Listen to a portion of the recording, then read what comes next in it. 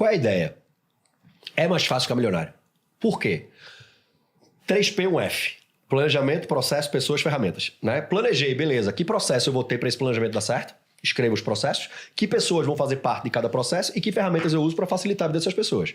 Qualquer coisa na vida, se colocar 3P, 1F, meu irmão, tá o mapa mental na tua frente. Não tem como dar errado. Pode vir a dar errado porque a ferramenta não performou tão bem. Essa pessoa estava num dia ruim, não beleza, mas é uma variável. Mas a regra é aquela ali. Quando a gente pega para falar de dinheiro, eu consigo delegar 1 milhão de coisas para outras pessoas que vão me trazer esse dinheiro. Ninguém vai correr na esteira para tu, irmão. Ninguém vai botar menos sal no frango para tu, irmão. Ninguém vai ter que não errar 7 vezes a alimentação para tu. Então é muito mais difícil construir um shape do que ganhar de 1 milhão. Muito mais difícil, porque só depende de você. E isso, apesar de ser uma bênção, é uma desgraça ao mesmo tempo. Eu falo que dieta, você tá dizendo não todos os dias, esse que é o difícil, né? Treino você faz. O tempo inteiro, é uma várias vezes ao dia. No máximo, no máximo. Dieta duas chances de errar. dia inteiro. Dieta são 4, 5, velho. E outra, tá aqui, vai aparecer um bolinho. É só um bolinho, né? Como é que eu vou dizer não? Aniversário do Joel. Ah, não, eu tenho que comer esse bolinho. Aí vem aquela coragem de não agradar e as historinhas que a gente conta pra induzir ao erro, né? As pessoas são muito boas em contar histórias pra justificar o fracasso delas. Sim. O tempo inteiro. Ah, eu não fiz isso, mas por causa daquilo. Ah, isso é por causa daquilo outro. Ah, eu tô pobre por causa do governo. Aí muda o governo e tá pobre do mesmo jeito. Quebrei por causa da pandemia. Tu não tinha caixa, irmão. Vamos falar a verdade? Tu quebrou por isso. Então não há uma preparação e é muito fácil justificar. É muito fácil colocar a culpa no externo. Então o que eu vejo que falta na população hoje, entre muitas coisas, é autorresponsabilidade. A autorresponsabilidade, não, isso aqui é meu. Isso aqui faz parte de mim. Porque, veja bem, você controla tudo o que acontece na sua vida? Não. Mas de tudo Quase que você tudo. controla, você tem controlado tudo? Não. Provavelmente não, é. Por quê? Porque o meu foco está onde eu não controlo. Porque eu não tenho o que fazer com o que eu não controlo. Então a culpa não é minha. Se eu analisar e colocar toda a minha atenção e minha energia aonde eu controlo, não tem tempo para reclamar de nada. Não tem tempo para justificar nada. É só sucesso. E sucesso é muito simples. É fazer o que eu disse que ia fazer. Se eu disse que ia acordar às 6, eu acordo às 6. Eu não aperto o botão soneca. Se eu disse que ia tomar 3 litros de água, eu tomo 3 litros de água. Se eu disse que ia gravar 6 podcasts para fazer tal coisa, eu gravo 6 podcasts. Não tem negociação. Entende? E a gente começa a negociar nas pequenas coisas. Eu estava fazendo um treinamento com o Edu Correia, fisiculturista. E ele passou o treino, a dieta, tal, tudo. E um dia ele foi lá em casa gravar. Morava em Floripa ainda. Aí ele chegou, olhou assim e fez... O mamão tá verde, né? Do nada. Aí eu disse... Aí eu disse, tá verde. Porque na minha dieta, no café da manhã, tinha 70 gramas de mamão e 70 de melão. Junto de outras coisas. Aí eu disse, inclusive, eu comi 140 de melão. Tudo bem, né? Porque o mamão tá verde. Ele fez, não, tá tudo ótimo. Mas só tinha esse mamão em Floripa inteira. Se tu negociou isso, Guto, um dia cansado, irmão, um dia estressado, tu não vai treinar, pô. Aquilo ali virou uma chave na minha cabeça absurda. Quem negocia o pouco, negocia o muito. Quem mente por pouco, mente por muito. Então eu não posso abrir mão do que é que baliza a minha tomada de decisões. Por exemplo, hoje eu tinha que fazer um exame. Era às 9h30 da manhã. Mudei minha rotina inteira, 9h30 eu estava em casa. 10h15 eu recebi um WhatsApp dizendo que ia atrasar. Isso aí eu já sei. Sempre Quando atrás. ela chegou 10h30, não dava mais tempo de fazer o exame porque eu tinha 1 milhão de compromissos antes de estar aqui. Só preciso reagendar o mais rápido possível. Não, mas é rápido. Não, porque se eu aceito essa mediocridade agora, eu vou aceitar mais um monte de tudo bem. Um monte de pelo menos. Um monte de micro coisas que vão atrapalhar minha vida no macro, entende?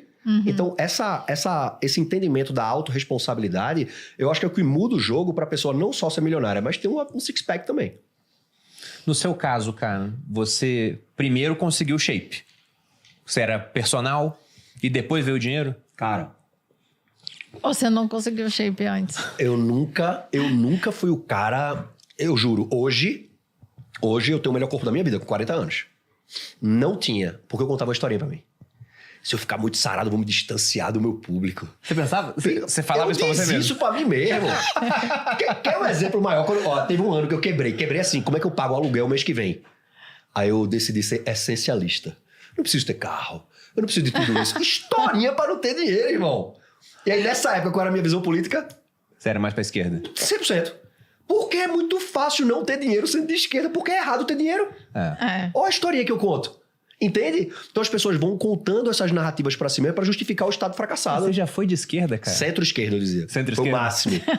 Ia pra passeada, Lula livre também não. Votei naquela primeira eleição nele, mas depois também não tinha como mais não. É uma mancha no currículo, Eu né? já votei no Lula também. E agora? Que isso, amor? Tu não sabia? Eu tinha 17 anos, pô. Era um jovem Eu imbecil. nunca aquela votei. primeira. Eu nunca Eu votei. não sei se Votei. era a primeira ou era a segunda quando eu tinha 17. Tô com 36.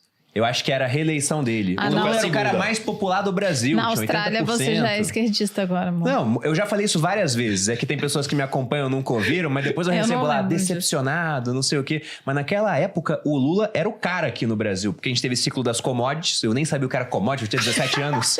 Entendeu? Então, pra mim, cara, o Brasil tá bem por conta do Lula, vou votar nele. Aí depois, quando eu fui estudar um pouco mais, falei, poxa, naquele período não foi só o Brasil que cresceu. Boa parte do mundo, os emergentes todos cresceram. O Brasil, inclusive, cresceu menos. Eu vi, não. Então, ele era um cara que tava no momento certo, né? Não foi todo esse mérito dele. Depois começou a vir todo esquema de corrupção, etc.